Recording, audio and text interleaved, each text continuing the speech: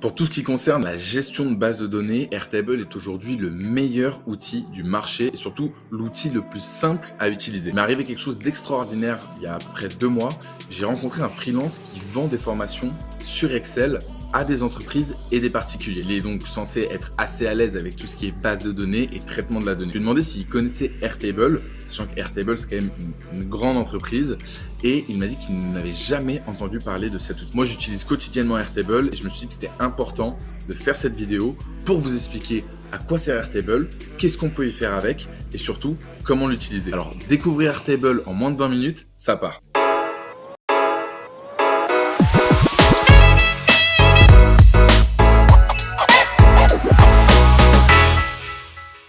Bienvenue sur ma chaîne. Si tu es nouveau, je m'appelle Pierre Paris aka Panam et je suis passionné par la productivité. C'est le sujet principal de cette chaîne YouTube qui s'appelle Panam Automatise, dans laquelle je te parle de mes différents outils, mes méthodes ou encore tous mes robots d'automatisation qui me permettent de gagner du temps et de reprendre le contrôle sur ma vie professionnelle et personnelle. Aujourd'hui, on va parler de Airtable. Juste avant que je te montre l'outil en détail, je voulais te parler d'une notion importante à comprendre, sont les bases de données. Base de données, c'est une façon de ranger les données de manière ordonnée. Tu as 3 types de bases de données. Le premier type de base de données, ce sont les bases de données de type one-to-one. En français, on a un numéro de sécurité sociale. Et à un numéro de sécurité sociale, on a un Français. Deuxième type de base de données à comprendre sont les one-to-many. C'est-à-dire qu'à un Français, on peut avoir plusieurs restaurants qu'il a déjà visités auparavant. Et enfin, le troisième type de base de données à connaître, c'est le many-to-many. On peut prendre par exemple les acteurs et les films. Plusieurs acteurs ont joué dans plusieurs films. Et plusieurs films ont été joués par plusieurs acteurs. Bon, une fois que tu as bien compris ça et que tu as compris comment tu allais organiser tes données dans ta base, par exemple, si on prend l'exemple d'un magasin ou d'un freelance qui lance son activité, il va avoir plusieurs bases. Il va avoir une base client, une base projet, une base to-do et une base équipe. En fonction de ces différents onglets-là, il va pouvoir décider quelles sont les relations entre elles. Par exemple, un projet va avoir un client, mais un client peut avoir plusieurs projets. C'est cette mécanique-là qu'il faut comprendre avant de rentrer en détail dans l'outil. Et on commence tout de suite avec la présentation de Airtable et de son interface. Voilà, donc là on est dans le logiciel Airtable qu'on peut utiliser soit dans un navigateur, soit dans une application. Et vous voyez qu'ici en fait, donc c'est organisé sous forme de workspace. Donc là vous voyez j'ai plusieurs types de workspace. Et ensuite, dans ces workspaces là, on a donc les différentes bases que l'on peut modifier. Nous, pour l'exemple, ce qu'on va faire, c'est qu'on va créer une nouvelle base. Quand on crée une nouvelle base, vous voyez donc on arrive dans cet environnement qui est l'environnement de Airtable. Donc, la première chose, c'est qu'on va pouvoir déjà importer de la data. Donc, on a plusieurs façons d'importer de la data, et ça, on va le voir par la suite dans la vidéo. Mais la première chose, c'est qu'on peut l'importer de Google Sheet, d'Excel, d'un copy and post ou bien d'un CSV, un fichier classique. Ensuite, on peut aussi l'ajouter par rapport à un template. Donc, on peut venir prendre de la data d'un template pour pouvoir commencer. Nous, on va considérer qu'on est des pros et qu'on n'a pas besoin de ça. Ce qu'on va faire ensemble, c'est qu'on va, par exemple, créer une base de données Airtable pour gérer, par exemple, votre activité de freelance. Ça peut être si vous avez monté votre side project tout seul ou si vous souhaitez développer votre activité de freelance, par exemple, de création de site internet. Donc, on va regarder pas à pas ce que Airtable va pouvoir nous proposer. Donc, je regarde en même temps mes différentes notes pour voir que j'oublie rien de vous dire. Donc, première chose, je vais vous présenter rapidement les boutons. Donc là, on a les différents boutons assez classiques de type cacher des colonnes ou non. On peut ici venir filtrer la donnée. Donc ça, on verra ensuite ce que ça donne. On peut venir grouper la donnée. On peut venir trier la donnée. On peut afficher un code couleur sur la donnée. On peut venir ici modifier les différentes tailles. Et on peut ici venir partager son travail. Et ça, vous allez voir que c'est très, très intéressant. Bien. Première chose qu'on va faire, c'est que là, vous voyez, on est comme dans Excel, hein, c'est assez classique comme fonctionnement, mais il y a quelque chose qu'il faut déjà voir, c'est comme on l'a dit en introduction de la vidéo, on travaille avec des bases de données. Et la différence entre Excel et une base de données, c'est qu'une base de données, c'est strict. Ça veut dire que vous ne pouvez pas faire ce que vous voulez. Si ici, vous avez décidé que c'était une colonne de type single select, c'est-à-dire un sélecteur qui choisit l'une de ces options, on peut en rajouter ici, évidemment. Si vous avez décidé que c'est l'une de ces options, aucun collaborateur ne va pouvoir ici venir mettre autre chose que ces options-là. Ça veut dire que si quelqu'un met une date ici, cela ne va pas pouvoir être pris en compte. Et ça, c'est très important. Bien, regardons maintenant ensemble les différents types de colonnes. Alors, le premier type de colonne qu'on voit ici, c'est le single line text. Globalement, c'est du texte court. Ici, c'est du texte long. Attachment, c'est un fichier. Checkbox, c'est une petite checkbox qu'on va venir pouvoir cocher. Et là, vous allez voir qu'ici, on a différents styles possibles. Ça peut être des cœurs, des pouces, voilà. Assez sympa, assez visuel. On va avoir des multiple select. Donc ça, c'est comme le single select, sauf qu'on peut rajouter plusieurs options.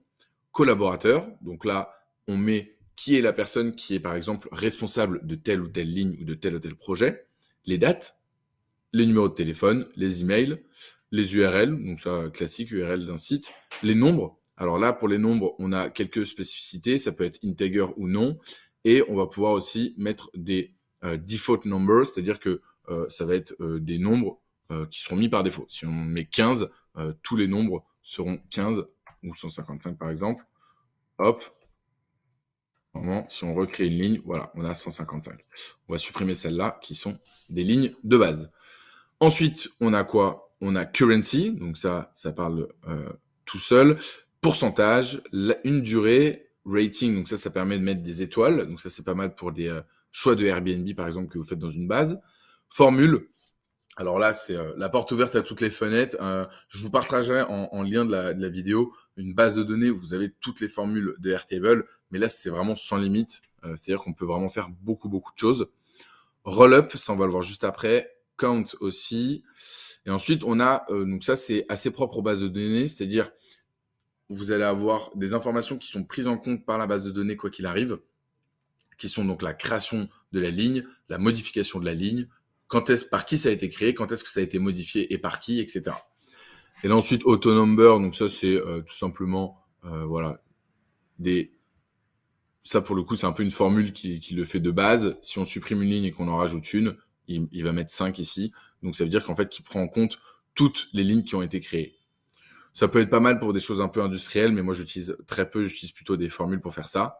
Barcode, donc ça c'est vraiment pas mal parce que ça permet de scanner des QR codes et des barcodes, donc ça c'est vraiment pas mal. Et bouton, ça c'est quand on a, globalement ça peut faire pas mal de choses, mais quand on a un URL, on peut cliquer sur ce bouton-là pour accéder à l'URL, mais vous pouvez aussi faire d'autres choses, preview URL, envoyer des SMS avec Twilio, voilà. Il y a des choses qu'on peut faire qui sont assez puissantes. On va donc ici créer en parallèle notre base client et on va en créer une autre. Donc là, vous voyez, quand vous créez une autre base, vous avez aussi la possibilité de venir importer de la data de n'importe quelle autre intégration. Et donc, vous avez même jusqu'à Salesforce, etc. Donc, ça peut aller assez loin. Moi, j'aime bien le faire comme ça et partir de quelque chose de vide. Là, on a dit qu'on disait que c'était un projet. Les projets, voilà. Donc là, client, on va faire ça assez rapidement avant de passer à la suite. Hop, on va se dire que du coup, on n'a pas besoin de celui-là. Note non plus. On va faire ici un nom. Hop, on va dupliquer celle-là. Tac, ici, on va faire prénom. Et on va mettre, par exemple, email. Email. Et donc, ici, on a, hop, voilà, et on create field. Et donc là, ici, alors, donc ça, c'est, ici, ce qui est important à savoir dans une base de données, c'est qu'il y a toujours une primary field, c'est-à-dire que c'est une ligne qui est censée être unique et qui va vous permettre de ensuite pouvoir sélectionner votre record dans une autre vue. Donc là, par exemple, si celle-là, je l'appelle test et celle-là aussi, par exemple, et que je viens ici dans ma colonne projet venir ajouter donc ce qu'on appelle ce fameux lien, donc cette fameuse relation entre deux bases de données. Donc celle-là, c'est link to another record. Et là, on prend la base de données client. On va la créer. Ça, on s'en fiche. Hop. Et bien là, vous allez voir qu'en fait, il va me proposer les 4 lignes qui sont dans mon autre base de données. Et donc, pour pouvoir en sélectionner une de manière efficace, il faut que ce nom-là, il soit unique. Donc, tout ça pour dire quoi? Tout ça pour dire que on va pas venir ici mettre un champ libre, mais on va venir mettre une formule. Hop, une formule qui va reprendre les informations qu'on a en dessous. Donc là, on va lui dire qu'il va venir nous reprendre, par exemple, le nom. Et il va nous mettre un petit tiret entre les deux et le prénom, par exemple. Hop, et voilà. On fait save. Donc là, on va mettre Barack Obama. On va mettre Drake Junior. On va mettre Fennec. Fennec. Voilà, on se met quelques petits exemples comme ça. Email, bon, ça, en vrai, pour l'exemple, on s'en fiche. Voilà. Ce qui fait que maintenant, si on revient ici et qu'on vient dire hop, on a nos informations qui sont beaucoup plus lisibles. Bien. Alors, avant de vous montrer les vues, ce que je vais faire, c'est qu'on va créer hop, on va créer une petite, on va ici, on va l'appeler un petit statut et on va dire, par exemple, que lui, il a été contacté. Lui, on va lui dire il est à contacter. Et lui, on va dire qu'il est closé. Voilà. Donc, ici sur la gauche, vous voyez, on a différentes vues possibles. Donc, vous avez la vue grind, qui est en fait celle qu'on a là, donc c'est la vue tableau classique. Vous avez la vue forme. Alors, cette vue-là, elle est incroyable. C'est-à-dire que si vous cliquez dessus, que vous appuyez sur Create New, vous allez voir qu'en fait, Airtable va vous créer un formulaire automatique avec toutes les différentes colonnes que vous avez dans votre base de données. Et il va en créer en fait des lignes que vous allez pouvoir remplir. Sauf que ce formulaire-là, ici, vous allez pouvoir le partager. Donc là, ici, vous avez un lien que vous pouvez ouvrir dans votre navigateur. Et là,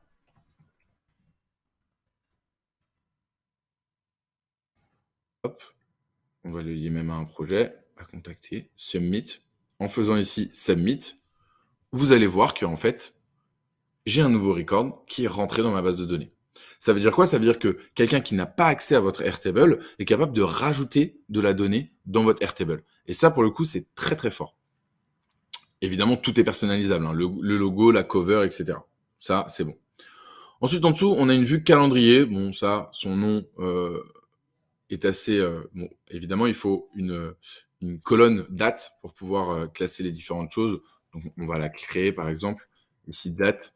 Mais voilà, on va pouvoir ici, hop, venir prendre nos records, hop, et hop. Et là, vous allez voir que, comme toutes les vues communiquent entre elles, vous allez voir que dans notre table, voilà, les dates ici, elles se sont mises à jour. Vous avez une vue galerie. Donc ça, la vue galerie, elle est très sympa parce que si vous avez des choses de recherche d'appartements, de recherche de lieux, vous allez pouvoir avoir quelque chose de très visuel et qui va être assez sympa. Vous avez la vue Kanban. La vue Kanban, c'est globalement un Trello. Donc là, c'est pour ça que j'avais créé la partie statut. Et voilà, vous allez pouvoir faire passer vos records d'un endroit à un autre de manière assez simple. Et là, si on regarde ici, tous ceux que j'ai déplacés, leur statut ici, il a été modifié. Je vais vous mettre ça et ça ici, ce sera plus visible. Ensuite, on a une vue timeline. Alors ça, c'est une vue que personnellement, j'affectionne énormément pour les projets. C'est une vue qui vous permet de faire un peu comme la vue d'en dessous de Gantt. Ça vous permet un peu de voir en globalité votre projet, comment est-ce qu'il est organisé et est-ce que tout est bien à sa place. Donc globalement, ouais, vous pouvez faire pas mal de choses. J'aime vraiment beaucoup cette vue et elle se rapproche beaucoup de celle du Gantt. Alors le Gantt, il est un peu plus technique, c'est plus dans l'industrie qu'on l'utilise.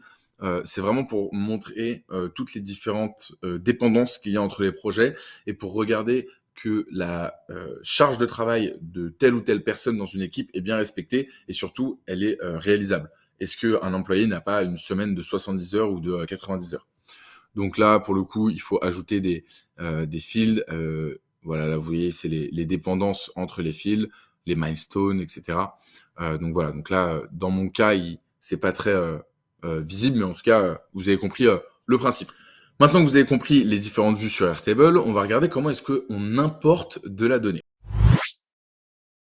Comme on l'a vu en introduction, vous voyez qu'ici, quand on crée un nouvel élément, on va pouvoir partir de la donnée existante. Donc là, vous avez les différentes applications qui vont vous permettre de partir de vos données et de les avoir dans votre Airtable. Oui, mais si vous voulez ajouter de la donnée, par exemple, moi, pour gérer les finances dans The Secret Company et dans My Name is Bond, j'ai un Airtable qui gère les finances tout de A à Z et dans lequel toutes les informations sont mappées et je rajoute des nouvelles informations toutes les semaines qui sont en fait un extract des données de ma banque. Je m'amuse pas à refaire un Airtable chaque semaine. J'importe la donnée dans mon Airtable existant. Et donc, pour faire ça, on va utiliser une application. Parce qu'en fait, Airtable, c'est là où c'est très fort, c'est qu'ils ont un peu comme un App Store. C'est-à-dire un endroit où il y a plein d'applications qu'on va pouvoir utiliser pour son Airtable. Et notamment une qui s'appelle Import, CSV Import. Donc ici, vous avez un petit descriptif et un petit tutoriel de la création. Cette application, vous allez pouvoir venir glisser ou importer directement votre CSV. Et là, Airtable va vous proposer de mapper les données entre votre document que vous importez et les colonnes existantes dans votre Airtable. Vous allez voir, c'est hyper rapide et surtout super simple d'importer la donnée. Oubliez les copier-coller, Airtable le fait pour vous. Donc ça, c'était la deuxième façon de voir comment est-ce qu'on importe de la donnée. Maintenant, la troisième façon d'importer de la donnée, outre les formulaires que je vous ai montré tout à l'heure, c'est aussi de créer des intégrations. En fait, Airtable est un logiciel assez connu qui a beaucoup de partenariats avec toutes les applications que vous pouvez utiliser. Et donc, dès que de l'information rentre dans un système, vous pouvez avoir une intégration directe qui va permettre de rentrer l'information aussi dans votre Airtable. Je pense à des applications comme Typeform, Tally, qu'est-ce qu'on utilise beaucoup, Conto, tous les relevés bancaires que vous avez sur Conto, ils peuvent être mis directement dans votre Airtable. Voilà, vous avez beaucoup de choses et je vous conseille de regarder où est-ce que vous pouvez trouver des intégrations pour intégrer directement la donnée. Passons maintenant au chapitre sur les interfaces et qu'est-ce qu'on peut en faire. Ici, vous avez donc les interfaces de Airtable, c'est-à-dire que ça va vous permettre de créer des dashboards.